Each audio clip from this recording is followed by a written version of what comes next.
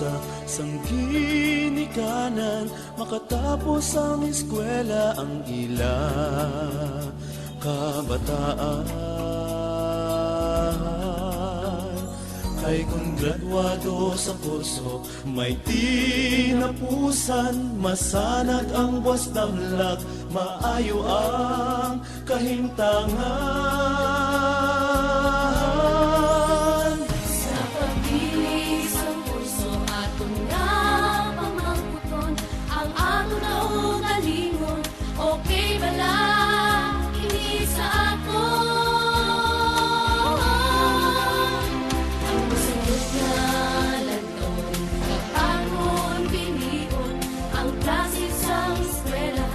Di kalidad ang edukasyon. Balik na ka mo, mag-enroll kang mag-eskwela sa kolehiyo, mapulot sa esperansa.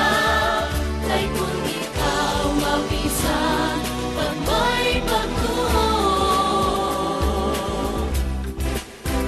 St. Therese-MTC College, eskwelahan ninyo. Balik na ka mo, mag-enroll ka't mag-eskwela sa kolehiyo, napulos ang esperansa.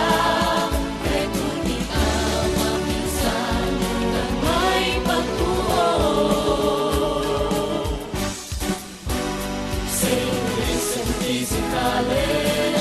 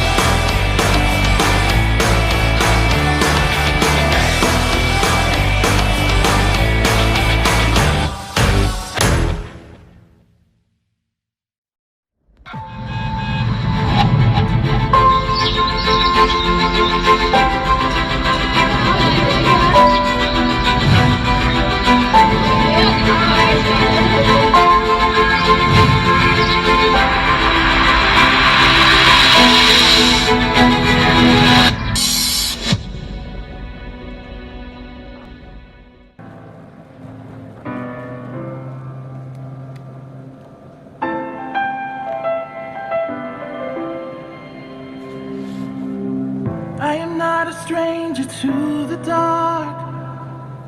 Hide away, they say, 'cause we don't want your broken parts. I've learned to be ashamed of all my scars. Run away, they say, no one will love you as you are. But I won't let them break me down to dust. I know that there's a place for us, for we are glorious. When the sharpest words wanna cut me down, I'm gonna send the blood, gonna drown them out. I am brave, I am bruised, I am who I'm meant to be. This is me. Look out, 'cause here I come. And I'm marching on to the beat I drum. I'm not scared to be seen, I make no apologies. This is me.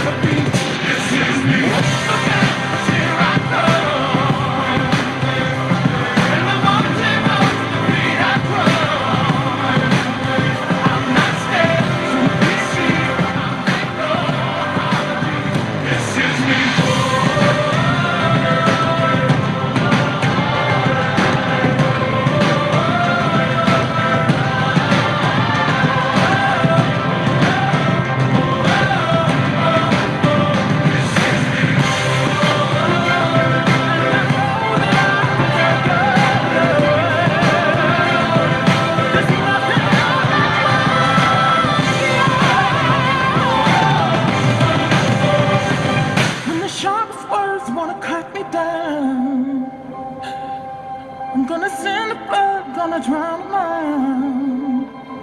This is brave, this is bruised, this is who I'm meant to be. This is me.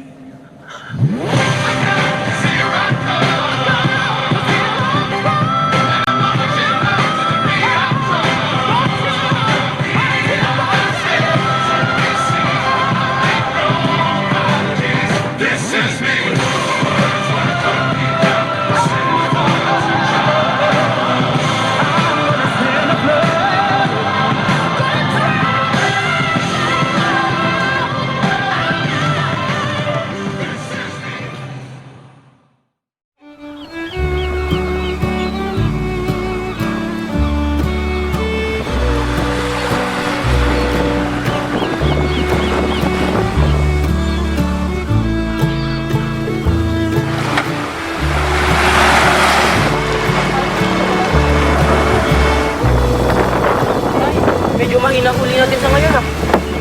Kaya na, kahit paano may nakuha tayo po eh. Nak, pakibuhat yan, parang sumasok yung likod ko eh. Ako tayo, una.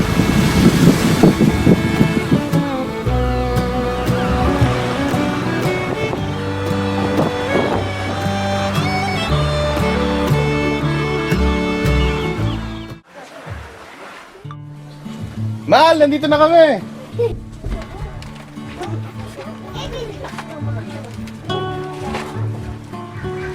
Kamusta ang huli, mahal? Kamusta, mahal? Nak, ipasok mo muna yan na huli natin. Ibibenta pa ng nanay mo yan mamaya.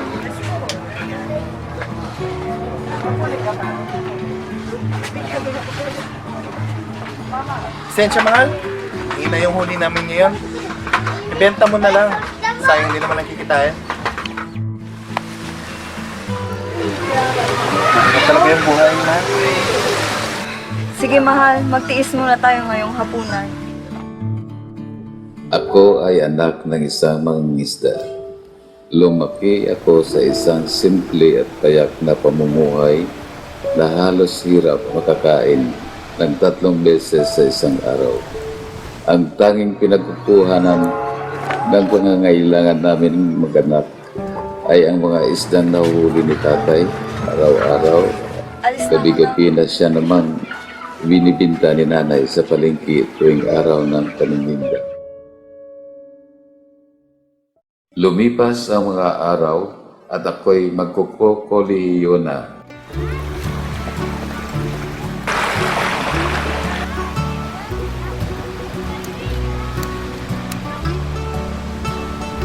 Nak, anong plano mo?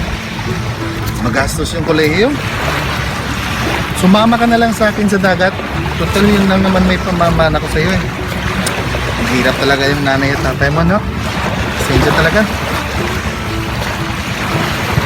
Sige tayo, naiintindihan ko naman eh. Sige tayo, umuwi ka na muna. Sige.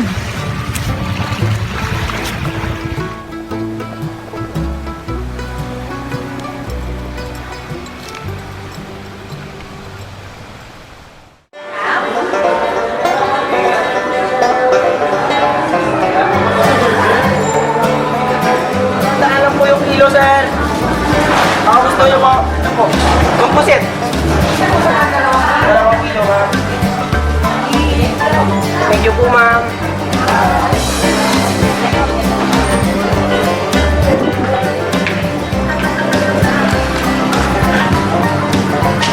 Hi, sir.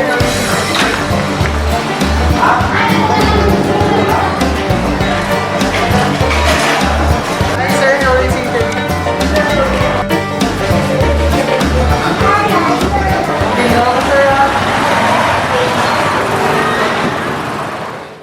Tumatak sa aking isipan ang sinabi ni tatay. Kakayanin ko ba? Kakayanin ba nila? Nag-ipon ako at nagbaka sakaling makapasok sa isang kolehiyo na tatanggapin kong anuman ang kakulangan ko.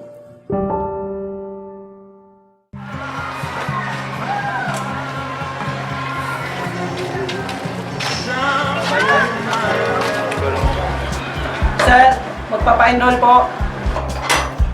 Bubukas ang pintuan na St. Therese-MTC Colleges para sa mga katulad ko.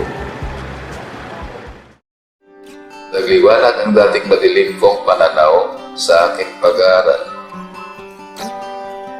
I immediately grabbed the opportunity and took the qualifying exam for scholarship.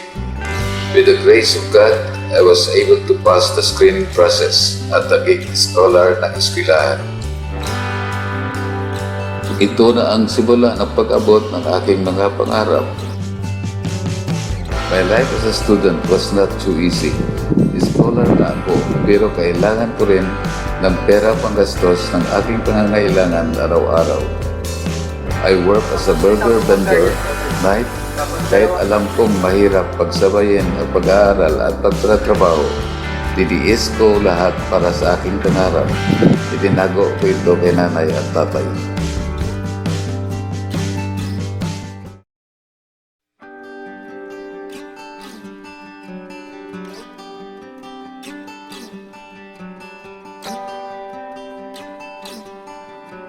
Namiss ko rin ang mga oras na gumagamit kami ng mga simulators, laboratories, and other state-of-the-art facilities sa the school. It made my learning experience more interesting kasi hands-on kami lahat sa mga dapat naming malaman pag nasa real world na kami ng seafaring.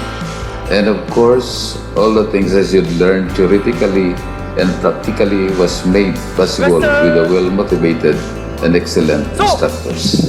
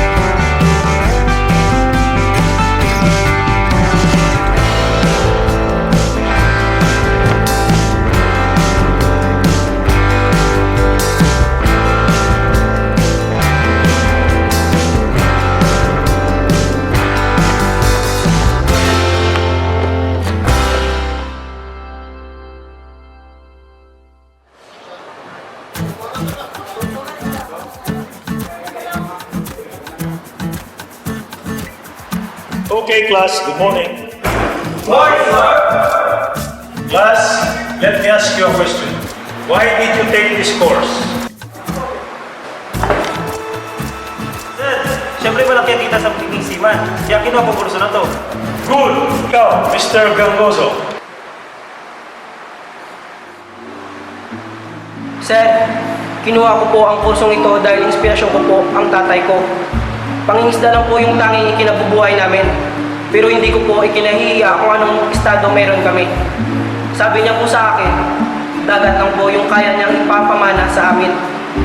Sa isip ko, sa dagat din po ako dapat magtatrabaho.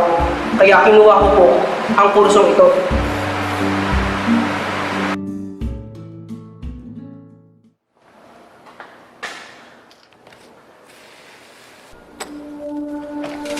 Natapos ko ang kursong Bachelor of Science in Marine Transportation sa taong 2001. Sa ngayon, ako na ay may sariling pamilya at malugod na nagsiservisyo bilang kapitan ng barko.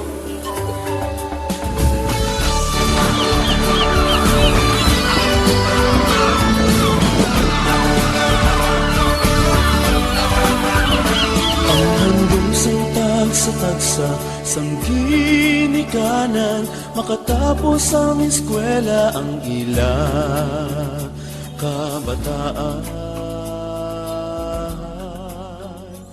Ay kung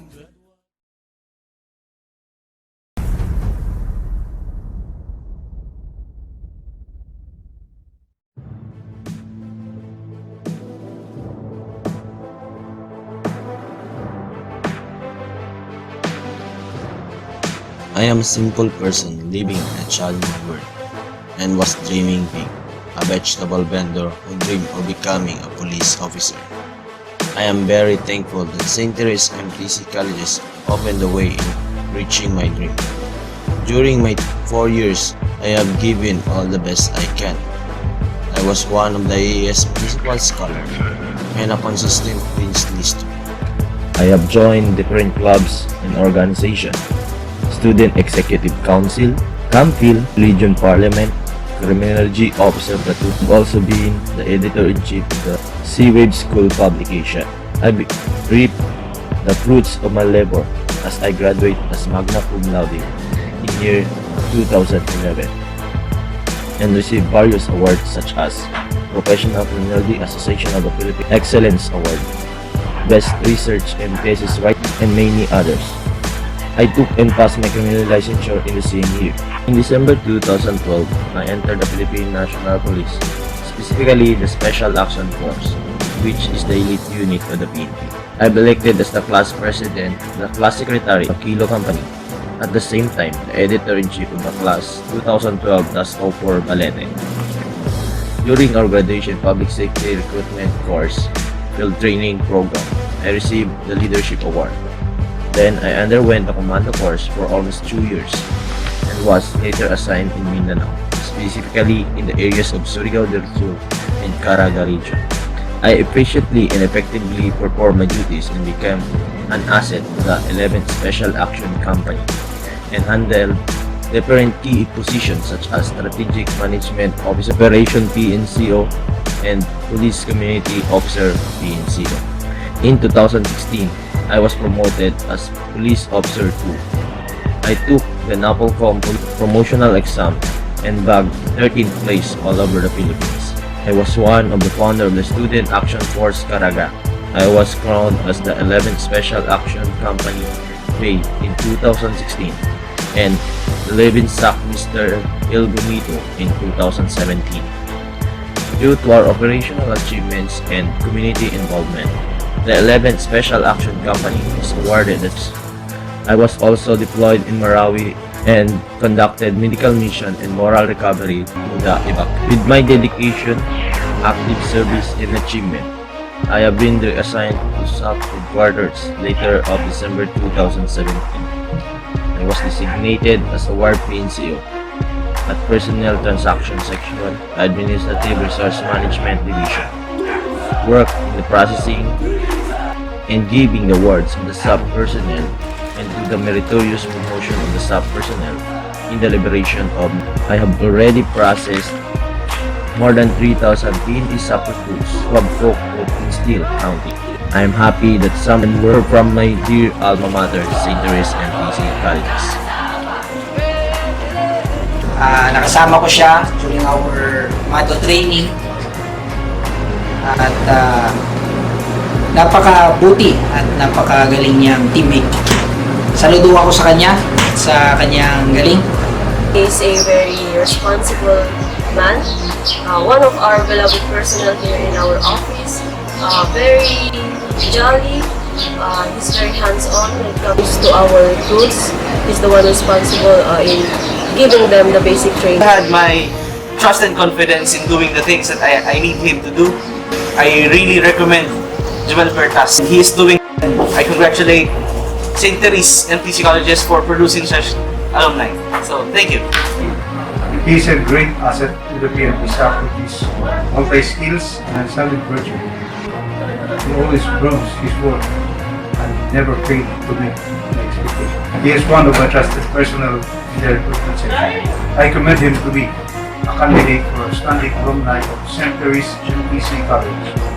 I congratulate him for producing a top caliber and outstanding alumni. All of these were because of St. Therese-MTC test.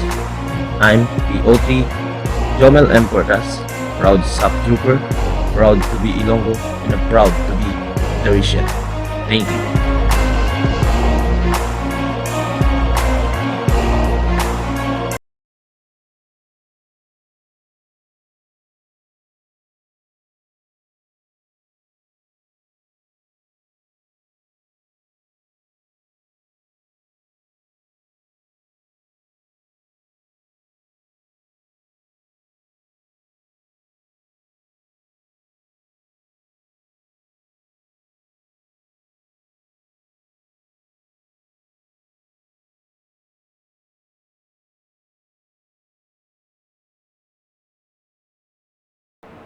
Our second speaker was a Polaris Scholar of St. Therese-MTC College's Tigbawan site. Currently, he is a deck cadet of Nordic Hamburg Ship Management. His topic is about the stories of challenges and coping mechanisms of Filipino seafarers. Let us welcome Deck Cadet Restijan Alibugha. Hello guys! So, good day. Go-under kami siguro gano'n ako sa inyo tubang. So, I was invited by Sir Jeff. He gave me this opportunity to share with you my experience at sea. And I hope it could give you lessons that you could use in your future endeavor as a seafarer. So, before I start telling my story at sea, I just want to tell you this. If you woke up this morning, you are very lucky than those who died while sleeping. If you have something on your plate, you are very lucky than those who don't have anything on their plate. Or even worse, they don't have a plate. What I'm telling is, be grateful. Be grateful of anything that you have. Because some people might want that and they can't get it. So be thankful, be grateful. Okay, so I embarked my first vessel last September 14, 2019. That is the most happiest day in my life. Because of course, as a seafarer, it's our dream to board the ship. And I signed up for a contract of 6 months. But unfortunately, and also fortunately, I stayed on the ship for almost a year. And to be exact, it's 11 months and 15 days. So how did I survive that? How did I survive the longing for my family? How did I survive the hard work in the ship? So I got depressed also on the ship on my first month because of sadness, homesickness, and also seasickness. But what did I do to keep on going, to keep on working? Every time that I feel like giving up, every time that I want to stop working on the ship, every time that I woke up, I asked myself, Why am I here? What am I doing here? Why did I board the ship? Why did I choose seafaring? And the answer is my family. They are the reason why I choose seafaring, because I want to help them.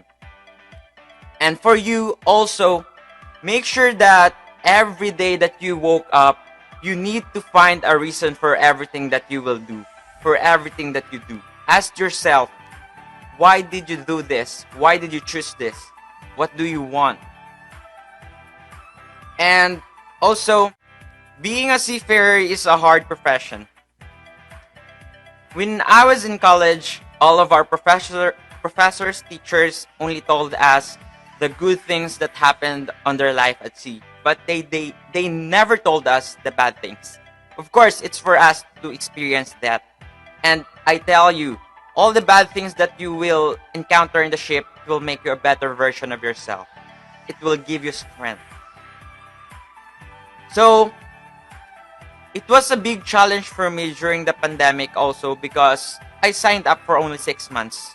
I finished my contract, but I need to extend because of the lockdown.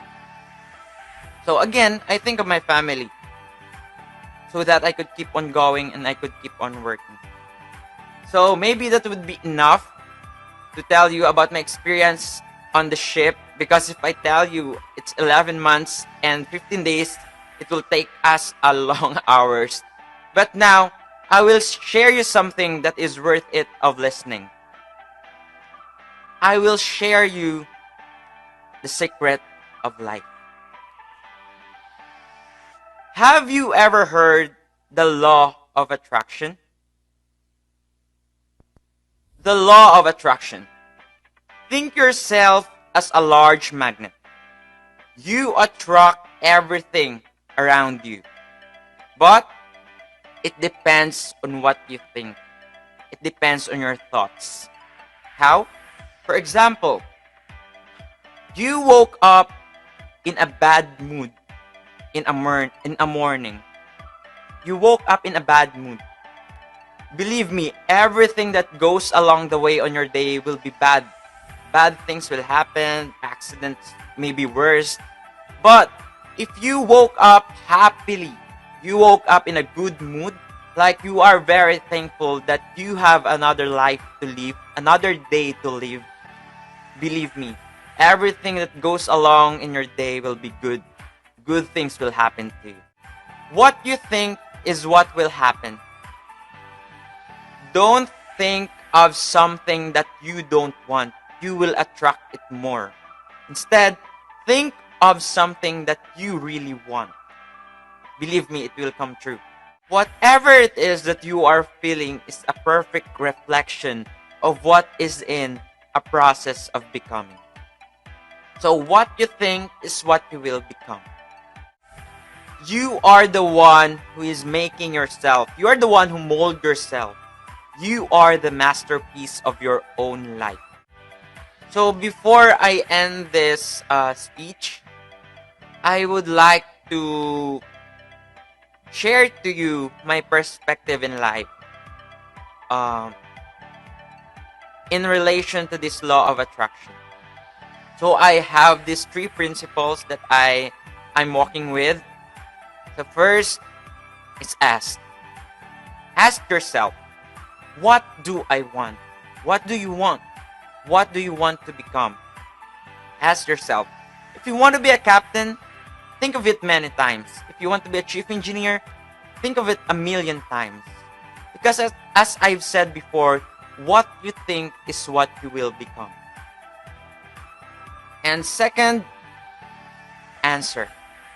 Of course, if you ask yourself, you need to find the answer. What is the answer? If you want to be a captain or a chief engineer, of course, you need to work hard for that. Right now, if you are a student, work hard on your studies to pass the graduation. And if you graduate, work hard to find a company. And if you have a company, work hard on the ship to become a captain or a chief engineer or to achieve your dreams. And lastly, third, receive. Receive the product of your hard work. That is the most perfect moment of your life, that you reach on the point that you dreamed of. So right now, don't waste your life. Live your life to the fullest. Make every day, every second, every hour, every minute of your life counts. Make mistakes. It will make you a better person as long as you learn from it. And also remember that life is a staircase. Success is a staircase. You need to take one step at a time. There's no shortcut. There's no escalator or elevator. Do everything that you can do today, unless you will regret it tomorrow that you did not do what you supposedly can do. So thank you everyone for listening, and I hope you get something from it. And happy Maritime Week.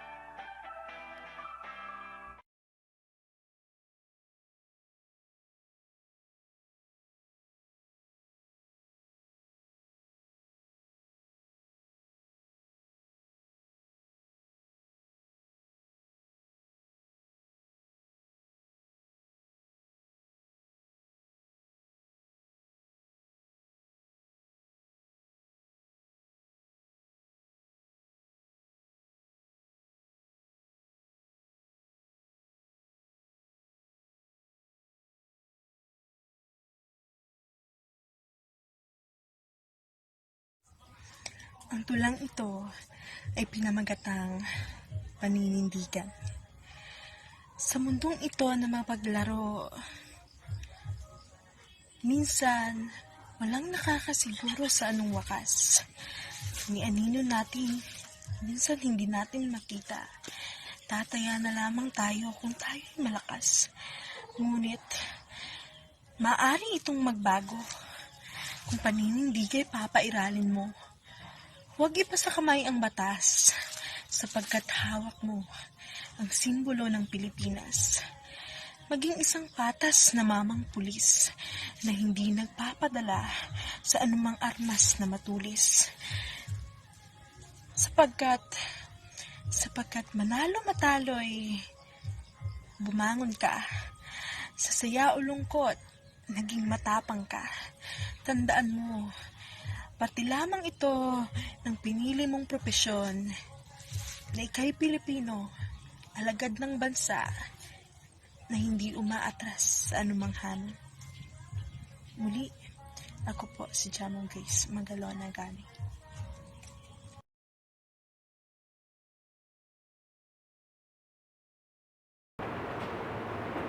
Buhay Marino sa sininga pandemic. We have invited our Theresian alumni to share inspiring stories as a seafarer, as well as motivating our maritime students to prepare themselves someday to become a successful one. Captain Christopher John Agnes, batch 2005 of St. Therese-MTC College's Magdalo side, shall give his story.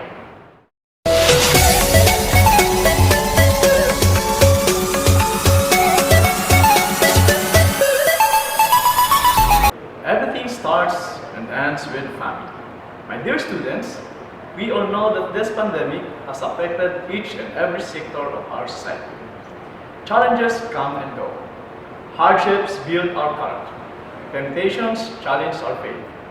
I pray that you will be reminded that the obstacles coming your way are just temporary.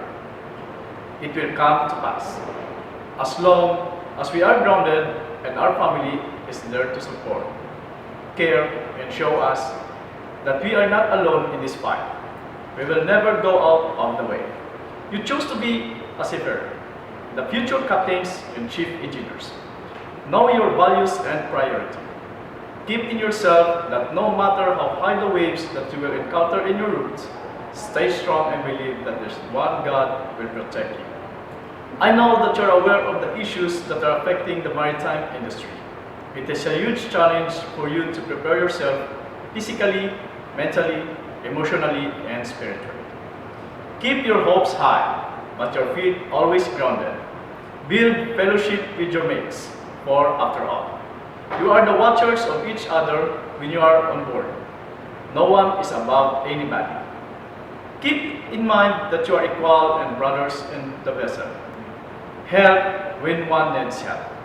Ask if you are not sure the task given to you. Safety is your top priority. Do your job and the rest follows.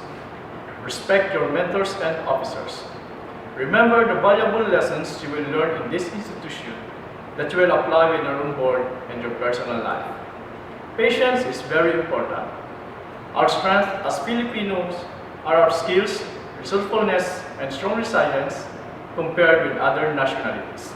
My advice to you, dear maritime students, is to focus on your goals and studies in order for you to be equipped with suitable knowledge and competency.